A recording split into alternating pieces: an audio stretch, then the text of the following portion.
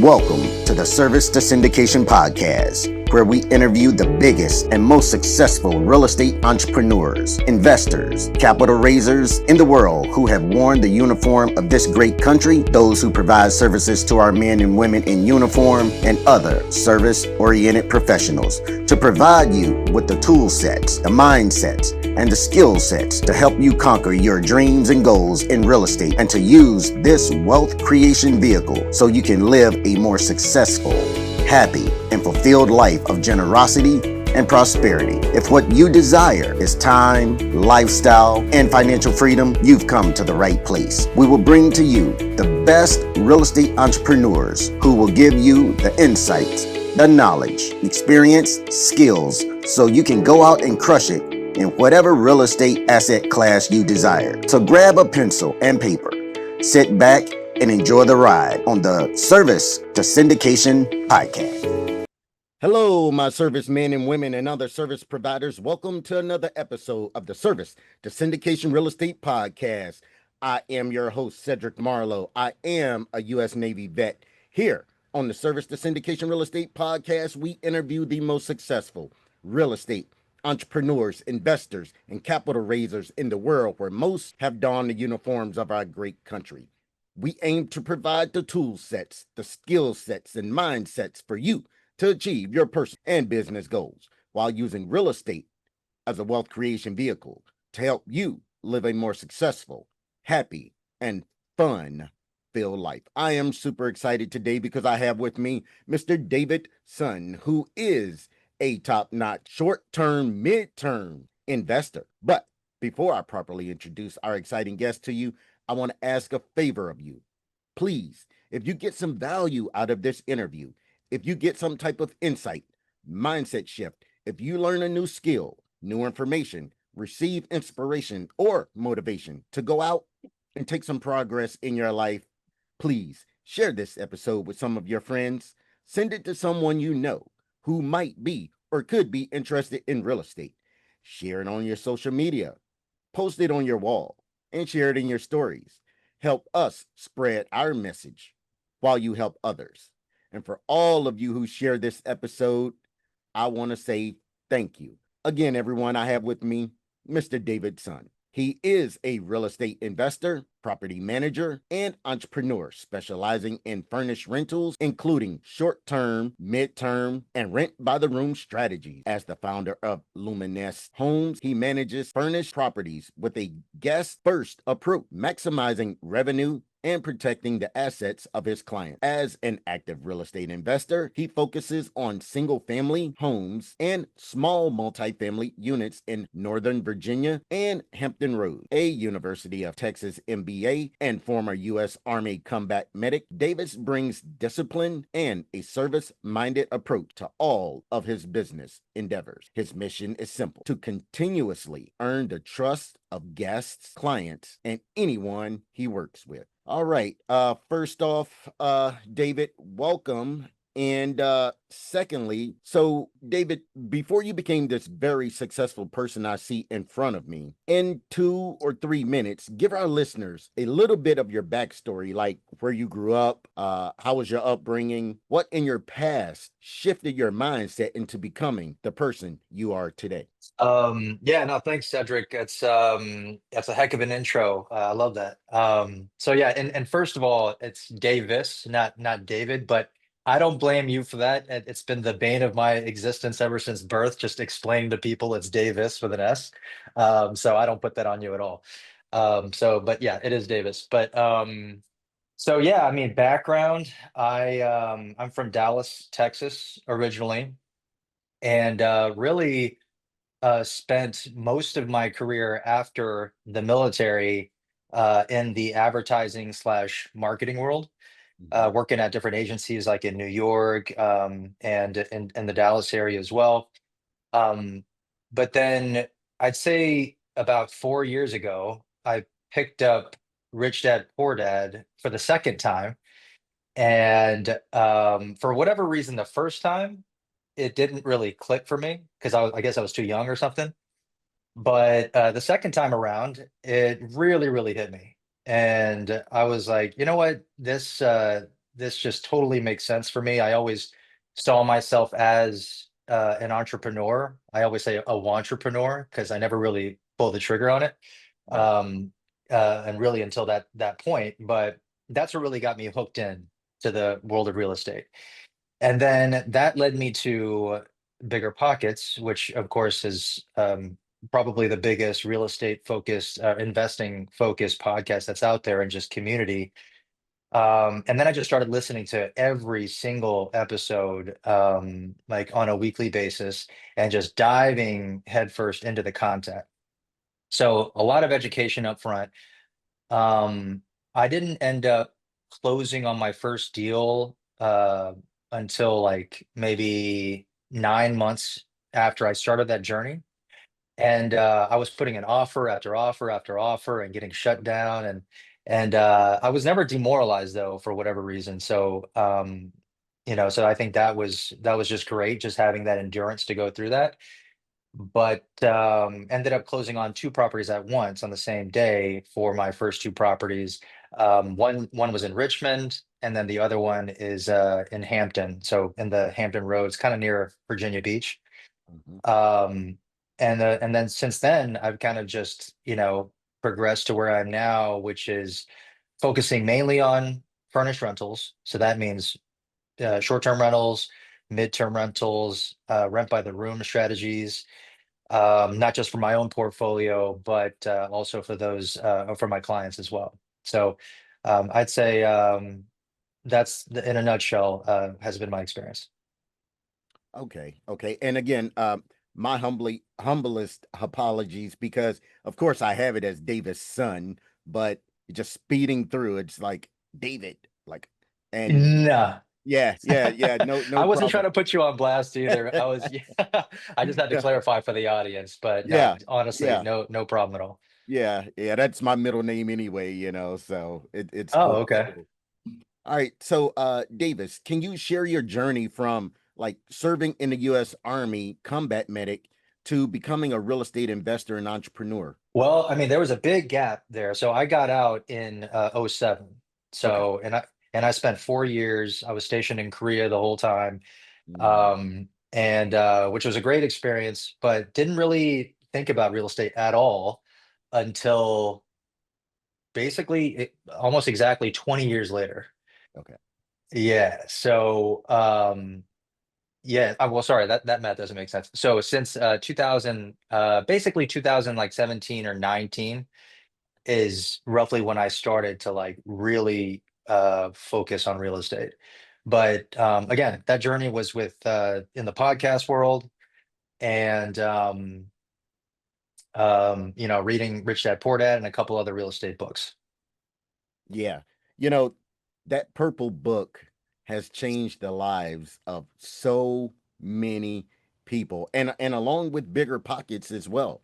As you were saying that earlier, uh that was kind of like my intro as well. Mine was a little different. I mean, there was someone I worked with and that kind of got me to the real estate space, but then I started, of course, read the purple book. Okay, I did the audio book.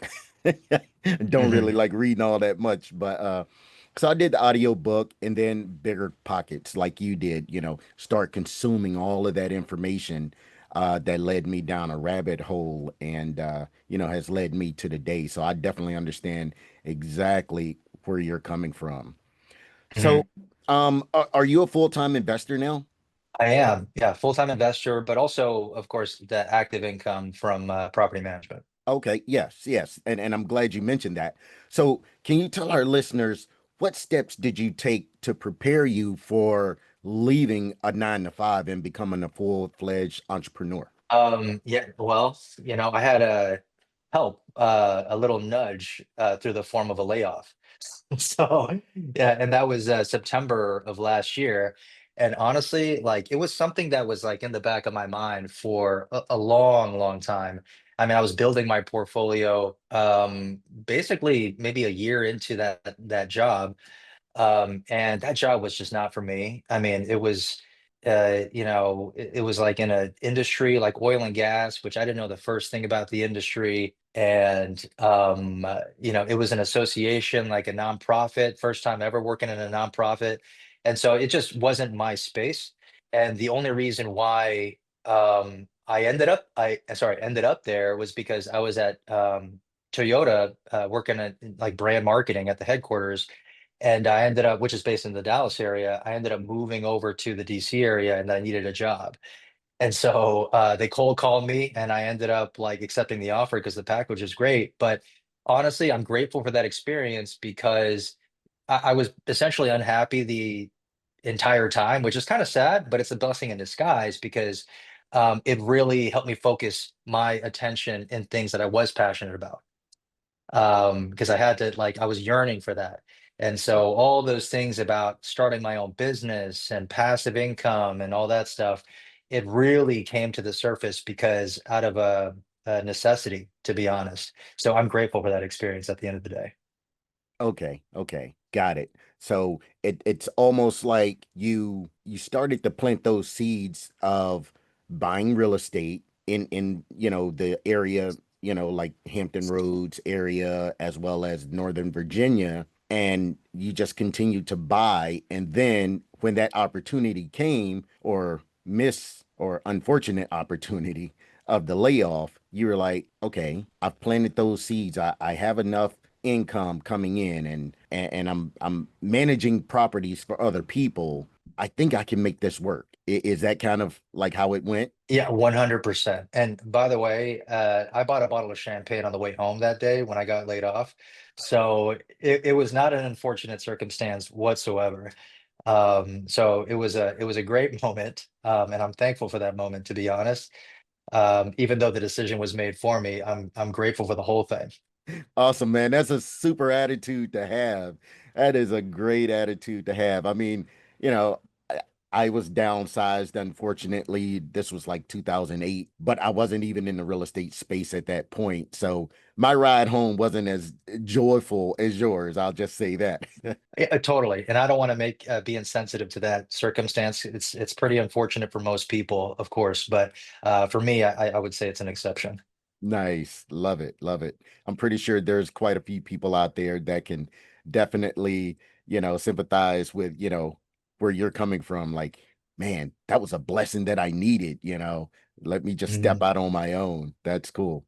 So how was your MBA from the University of Texas, the way you approach your business today? How has that MBA helped you out, shape the way that, you handle business? I would say, I'll be honest with you. It MBAs and business school, it helps you become a smarter employee Hmm. rather than training you and preparing you for entrepreneurship. Not all programs are alike, I get that, but I would say it's safe to say most programs are geared that way. And so I'm not saying it doesn't help at all. Right. Certainly not, because I built a lot of great relationships through that experience. And it helps me think from a bigger, like, organizational perspective, so that one day when my company becomes really, really big, I know, I'm already kind of geared to for success because from business school, but also from my corporate life up to this point. So, I think, yeah, I would say that about that. I mean, a lot of those technicals and maybe accounting, I think that's one thing that's a, specific thing that's a benefit from business school. But yeah, most of the stuff that I learned about real estate and investing and stuff was just after I started doing it. Okay, understood. Now, what inspired you to specifically focus on furnished rentals? Great question. So, early on when I started, it happened to be that the first property made sense as a short-term rental. So this is one in Hampton Roads. So I got it from a wholesaler as my very first off-market deal. Mhm. And he was, of course, trying to sell it in to me, and so, like, you know what, this makes sense for you, like, this is a great short-term rental, yada yada. And I'm like, okay, and I just took his advice, and it was great advice because it ended up being my main focus, as I mentioned. And yeah, I don't think I think it was very, very fortunate because these days in the residential space, you find a ton of landlords moving from long-term rentals into these more unique strategies. Short-term rentals have been around for a little bit, but and now I could say maybe midterms as well. But rent by the room, this is starting to become really, really popular. And so one thing that my company does is we help long-term rental property owners analyze their long-term rental to see which avenue is most beneficial from a revenue perspective, from an operational perspective, and so forth. So we look at each of those three strategies, in furnished strategies in particular, even if it's rent by the room, and we provide that as a service to kind of facilitate this transition for those people interested in entering those spaces. Okay, okay. Yeah, I'll just say in my local market, rent by the room has been something that people have been doing for Mm. many, many, many years. However, it's not legal to do it. But I believe, kind of like what you're saying, with the need for housing, I think that's going to start to become more prevalent in some other areas that may used to outlaw such a business model because as we know, affordability in homes, that's almost a misnomer anymore. Being able to afford homes, it's just not there anymore. And I think that's going to be the one way that a lot of markets will be able to house people is by that rent by the room model. Yeah, 100% agree. And that's why regulation wise, it's there's not really that much regulation around rent by the room, right? In fact, to your point, they want to let it happen to provide that affordable housing to a lot of people because it is yeah, I guess you could call it a crisis, right? I mean, homes are way too expensive. Um, and then conversely, in the short-term rental space, that's heavily regulated. So, I think rent by the room and these midterm rental strategies are a nice, like, alternative approach. Totally agree. Totally agree. So, Davis, tell us about Luminesce Homes. What sets it apart from, say, other property management companies? Yeah, great question. I mean, I would say it's really it sounds maybe a little cliche, but this guest first mentality. So we don't care. Like, I don't care if it's rent by the room, midterm rental, or short-term rental. We have a level of hospitality and service for the guest that is at on par with what you might expect in an Airbnb.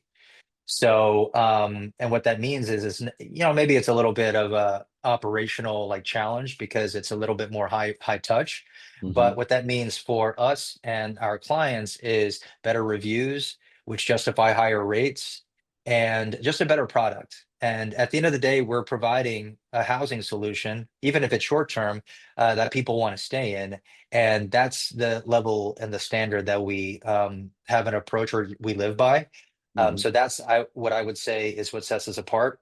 And honestly, I don't think there's a lot of operators or managers that focus on all three strategies. I think traditional long-term rental property managers, they're kind of at a loss as to like how to operate that kind of business or any of those kind of alternative strategies. So I think that intersection of all those three is what would set us apart. Apart from like, there's all these technologies and all this stuff that we have in our systems that's also beneficial. But if I had to pick one thing, it's our hospitality. Okay. Great, great. So you had all mentioned already that you specialize in short-term, midterm, and rent by the room strategies. For people who are listening to this and have never heard any of these strategies, can you kind of break those down a little bit? Yeah, 100%. So I think everybody or most people are aware of Airbnb. So that would be classified as a short-term rental. Typically, that means anything less than 30 days. So if it's less than 30 days, it's outside of these like landlord tenant laws. So there's like legal implications and stuff. But that's generally short-term rental. Midterm rental is technically anything that's 30 days or more, but less than a year. Generally, these leases are 3 to 6 months. So the type of tenant would be traveling nurses, a lot of military people, contractors who are working on a contract basis. But the general premise is these people, they don't need to sign up for a 1 year lease because they don't need to stay that long in that given city. And in turn, they're not trying to buy a bunch of furniture for a shorter term stay. So it's a perfect situation to have a 3 to 6 month stay at one of these midterm rentals that's already completely furnished. The utilities are also included typically, and that's generally the midterm rental space. The rent by the room, of course, as it sounds, you're have one property, but you're renting out each of the individual rooms normally as typically as individual leases. So operationally, it can be not burdensome, but it can be a lot. But I'll tell you, like the revenue that you get from rent by the room is really, really nice if you have, depending on the property and the situation. So that's why I love that. I love all three, but these days I think a lot of people love rent by the room for that reason. Yeah, yeah. I know a gentleman who does that and gets 450 per room. And I think there's a lot about 6 rooms. I know not even think. I know there's like 6 rooms and getting Mhm. at a minimum 450 and it probably goes up to five depending on the room and the room size. So Oh, yeah, absolutely. yeah. I mean, and the thing is, like, you can treat it as a luxury space. So when I bring this up to people who are not as aware of real estate in general or this strategy, is they think it's like some kind of like a hostel situation, and people are crammed up in these bunk beds, like five to a room, or maybe not even that, but just a crowded space. Hmm. But you have like there's a lot of operators that have luxury rent by the room situations. So, and that's what we like to do as well. So every room has a desk, a chair, it's got a smart TV. You got the second monitor to plug into if you want to have like dual screens. So that's perfect for like a digital nomad. Everything you need, all the bedding, the towels, high-speed internet. So these are kind of like the basic fundamentals that we include in these rent by the room places. And then outside of the room, you have the shared spaces. So in the shared spaces, we have like these little, breakfast nooks and these small like two-seater places, or these community workspaces if they want to not like be, feeling claustrophobic studying in their room or working in their room.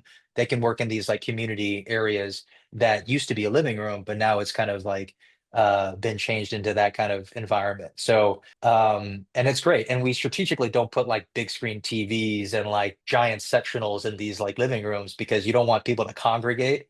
And Right. like, so if you have a bunch of people and they bring all their friends and stuff, then that becomes, potentially a liability and other issues. So that's just one kind of like tip I'd say from a rent by the room strategy. But yeah, I mean, there are really, really nice spaces out there. Wow. I like that. Like you said, you're not putting the big television out there nor the sectionals. You provide some things there for them. Like you said, it's in case they start to feel claustrophobic in their rooms, that they can come out, get some fresh air and do still work or do whatever it is they need to do. And then boom, go right back to their room to, finish off living, so to speak. And I think that is huge because what you said holds a whole lot of weight is, people would start to invite other people over, and next thing you know, there's this whole party thing going on, and not paying attention or caring about the other residents who are actually living there, and that becomes a whole ball of wax that no one really wants to have to deal with, so Exactly. And you said community, and that's exactly what it is. Like we treat it like a community. We have like group chats and stuff. And so if anybody needs something, they just communicate it. If it's relevant to everybody in the home, then they just communicate on the group chat. So that works well from like building this community, but also at the same time for the property manager, it gives them visibility onto the ongoing conversations and it gives them a pulse of what the culture is in the home. So that's a nice indicator of, whether it's problematic or it's a nice, like comfortable space where people are enjoying each other. So mhm. that's a nice way to legally keep tabs of conversations and what it's like inside the home. Oh man, that is awesome. That's super. I mean, yeah, because you're literally keeping your pulse on what's going on inside of that home by having that group chat. That's amazing. Wow. Yeah, yeah. I honestly, I could go on about rent by the room. It's like if you're a long-term rental operator, and you're thinking about changing strategies or whatever, look at parking. Obviously, you need more parking spaces, so you got to look at parking. If you're by a metro, that's perfect, right? Because then you'll get rent by the room tenants that don't necessarily need a car because they can just walk to the metro or the train station. And then, of course, like the bedroom to bathroom ratio, because your rents will dip because if you have to share a bathroom with another bedroom, for example, Okay. then the price is going to be lower because the demand is going to be less. And so you want to have the ratio between bedrooms and bathrooms to be as close to one as possible. So those are a couple of more tactical tips if anybody's interested in the rent by the room strategy. Okay. All right. So now, Davis, how do you balance maximizing revenue for property owners while also providing a guest first experience? That's a great question. I mean, I think they are one and the same, to be honest, Okay. because you maximize the experience, then, like I said, better reviews, higher rent rates. And so it always starts with the person paying the money, right? You got to take care of them, and then it'll solve a lot of problems. Okay. All right. Makes sense. Yep. Yeah. So again, as I mentioned in your bio, you focus on single family, small multifamily properties in the Northern Virginia and Hampton Roads area. What makes these markets appealing to you? So the Hampton Roads area is really nice because it's less expensive. So you're able to cash flow, but you also get a little bit of appreciation as well.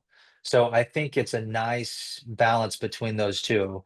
The Hampton Roads area is really great in particular because it has a lot of military. Hmm. So and there's always construction going on. I feel like everybody says that about their city, but always some construction going on. And so, of course, that brings in more work and that encourages these more midterm rental stays. Lots of schools. And of course, there's like a lot of beaches like Virginia Beach and Norfolk has some beaches as well. Hmm. So that's why I like that market. It's a nice little sweet spot of not too expensively priced homes, but and so you cash flow a lot, but you still get some appreciation. The Northern Virginia area is kind of the opposite. It's very hard to cash flow around the DC market. So we call it the DMV. So it's DC, Maryland, Virginia. But it's super pricey. And so in this market, it's you see a lot of these long-term rental operators interested in these alternative strategies Hmm. um, for exactly that reason. So you have crazy like home prices and it's really, really hard to cash flow. Okay. Okay. Now this is a very great question. I think anyway. So how do you evaluate whether a property will work well as a furnished rental? Well, okay, it really depends on the strategy, right? So Airbnb and I always say Airbnb, but of course there's other platforms like VRBO, or you could do like direct bookings and so forth.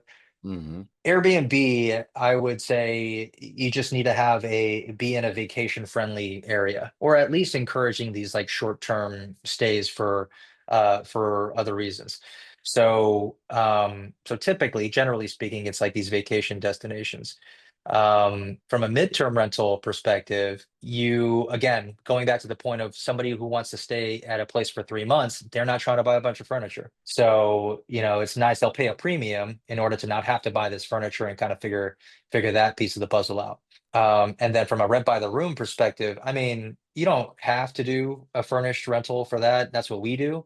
But if you want to do furnished rentals and rent by the room, it's at the end of the day, it's a little bit of capital in the Okay. upfront, but you end up justifying it usually with the rent rolls. So, it's a lot of furniture you got to buy if even given one room. I mentioned like all those things, TV, desk, chair, all that, but you got the bed, you got all the amenities and like, toiletries and kitchen essentials. The kitchen will cost a lot of money because all the little things that you need, pots, pans, silverware, all that stuff. So you bring up a good point because the upfront capital is a very big consideration in any Okay. of these strategies. So you have to work that in with your analysis before you pursue that strategy. And then on top of that, even if you're leading with the exit strategy of any of these alternatives or any of these strategies, you want to do the exit or know the backup strategy as a long-term rental as well, because you never know if regulations are going to shut down short-term rentals, mid-term, even rent by the room. Likely won't happen, but you just never know. So the more exit strategies you have, then the safer the investment is. Okay. Okay. Now, furnished rentals, as you mentioned many times thus far, can be operationally demanding. What systems or processes have you guys been able to have been critical in running them smoothly? Well, it's the technology is really, really important. So if anybody's looking into the short-term rental space, you'll find that there's a million products out there, like property management systems and digital guidebooks, captive portals, which is like when you go to a hotel, you have to sign in with your email address in order to log into the Wi-Fi. So stuff Mhm. like that, like a lot of short-term rental operators are doing all these things. So I would say relying and learning these systems is absolutely critical, not just to relieve you from the headache and becoming more efficient, but also that's just what people expect as guests. And so the more, STRs becoming more popular, the game has leveled up because everyone's trying to get smarter and compete with each other. And so I would heavily rely on good systems. And then outside of that, of course, it's your team, right? Just like any business, how strong is your team? Your business is only as good as your team is. So just finding the right people. If you're doing these types of strategies, your cleaner is your number one person Okay. because your cleaner is the person who will frequent your property more than anybody. And so they are eyes on the ground for you. So not only are they cleaning, but they'll do inventory stocks. They'll do like if the guest needs something randomly, if you have a good cleaner, then they're available to kind of do, act as a runner as well. And you can have like a separate person for that too. But my one particular cleaner comes to mind. I love her to death. Her name's Toya, and she's the lead cleaner and manages a team of cleaners. My business would be lost in that market without her. So I'm gonna be sure to share this with her just to let her know that she got a shout out. But the cleaner is absolutely the most important important person on your team when it comes to these furnished rental strategies. Okay. Okay. Now, how does Luminesce handle the ever-changing regulations and compliance requirements in short-term rental space? Oh man, you just got to keep tabs on it, and stuff changes all the time. Yeah, not just the local regulations, but your HOA, right? I mean, man, HOAs can be so restrictive. Like, I just worked with one condo association, and it's like 6 month requirement, and you have to pay like $500 every time you have a turnover, and it's insane. And there's a few other things too, but one, this is very specific, but you couldn't have a car with an out of state license plate. I've never heard of that. That's insane to me. But anyway, that's one example, but you have these weird rules with HOAs that you just have to also keep tabs of before you acquire a property for any of these. Okay. Now that one that you just mentioned about the out-of-state license plate, was that yours or was that for a client of yours? That was a client. Now, how did you work through that situation? Because majority of the people who come are not going to be local to the area. Most people are coming from out of town and looking for a nice place to stay. We just did it. I'll be honest with you. I mean, the thing is, like those rules. Maybe we'll edit that out, but those rules were written in like 2008, 2009, Okay. and so we had a conversation with the association. They're like, "Oh, we didn't even know this rule existed." So, and that person was like, "You know what? I don't think it's an issue. So I think they just let it pass, basically." So that's a very specific use case, but yeah, it's a really good question, right? Like most of these people are traveling, so that would be a big issue. Okay. All right. And again, one of your main focuses is on that guest first approach.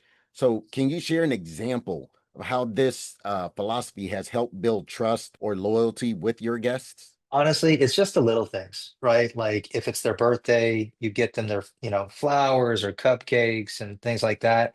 I mean, and responsiveness. Okay. People really, if you immediately respond to a request, guests, I think generally they don't expect that is the pulse that I get. And I'm talking like immediate response.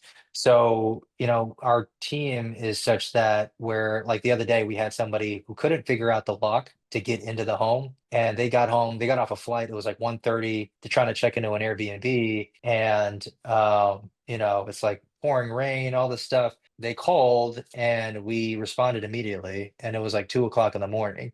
Oh So I wow. know that, yeah. So I mean, operators, when they hear that, that's exactly what they want to like run away from because they're not trying to wake up at 2 in the morning.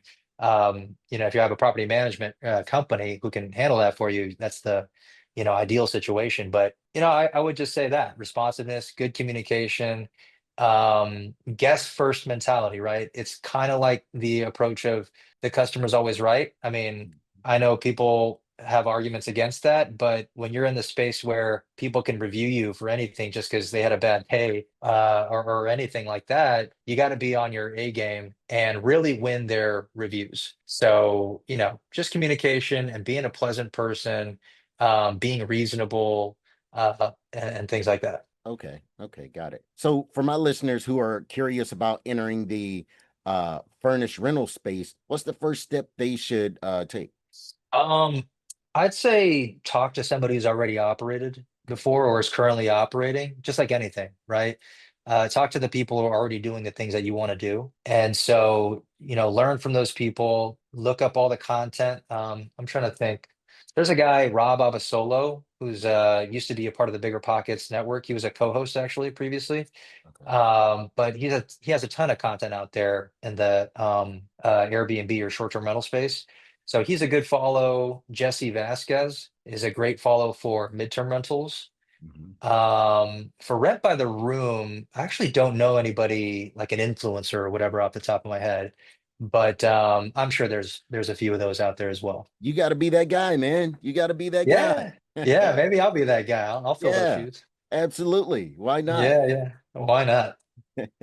So now, what common mistakes do you see new investors make in this niche or niche, depending on how you want to say it? So what was the question? What about what Yeah, niche? what common mistakes do you see new investors make? Oh, okay. I would say mistakes. I think I talked about the exit strategy. Yes. So just making sure that you have alternative exit strategies.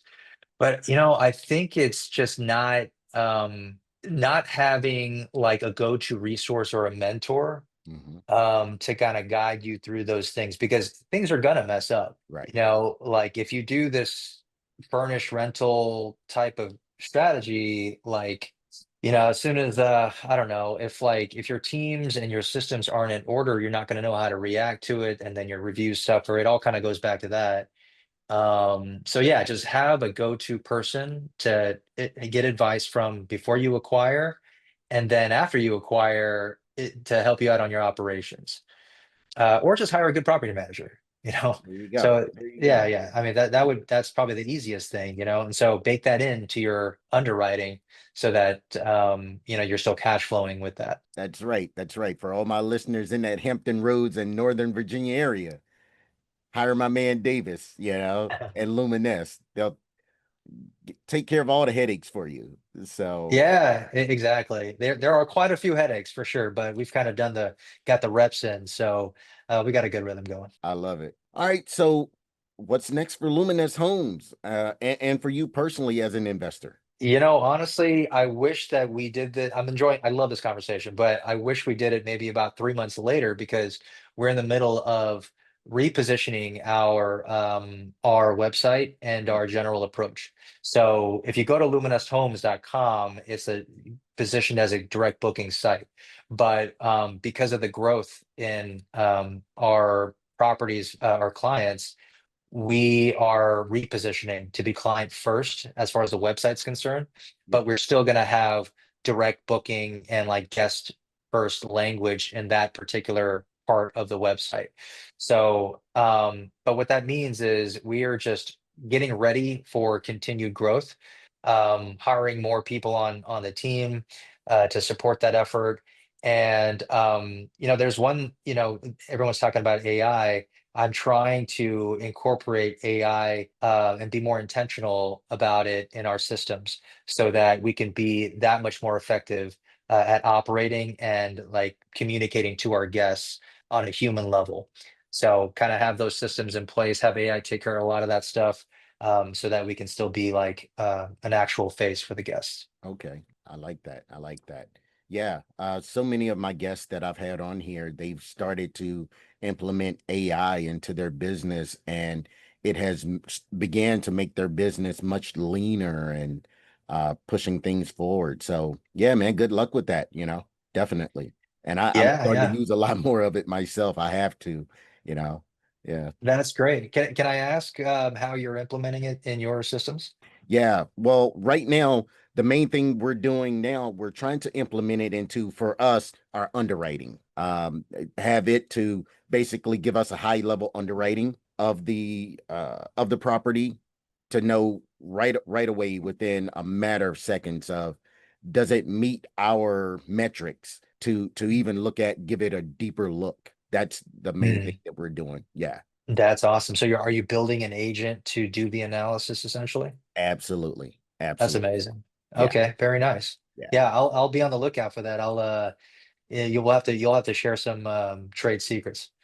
Awesome. Not a problem, man. Not a problem. Wow, Davis, man, time has flown. And well, before I let you get up out of here, tell our listeners where we can learn more about you, get in touch with you, and learn about all the fabulous things you have going on right now. Yeah, I appreciate that. Anybody can find me on my Instagram. It's at davis.h.son. And Davis, by the way, audience. But no, I'm still teasing you, Cedric. But yeah, so Facebook or Instagram and luminescehomes.com. But we're eventually going to be using a new domain. So for now, you can find us there. Again, it'll be a direct booking site, but you can hit me up there. Yeah, I'd say Instagram is probably the best place. Awesome. Awesome. Davis, again, I want to thank you for your time today and all the wisdom you have provided to my listeners. It's greatly appreciated. And I want to thank you, our fans, for tuning into the Syndication Real Estate Podcast, where we want to add value to you in your investing business. Please tune into our next episode, where we will interview another fantastic investing professional. See you next time. Thanks a lot, Cedric. It was a lot of fun. Thanks for listening to the Service to Syndication podcast. We want you to know that we love and appreciate your support, and we are grateful about being a part of your journey to becoming a successful real estate entrepreneur. Please share this episode with a friend who you think will get a lot out of what you just heard. Send it to someone who you know is interested in real estate and dreams of having it all and being the best they can be in all areas of life. And if this was really valuable, share it on your social media stories and timelines. Thank you for watching and listening. Now go be great.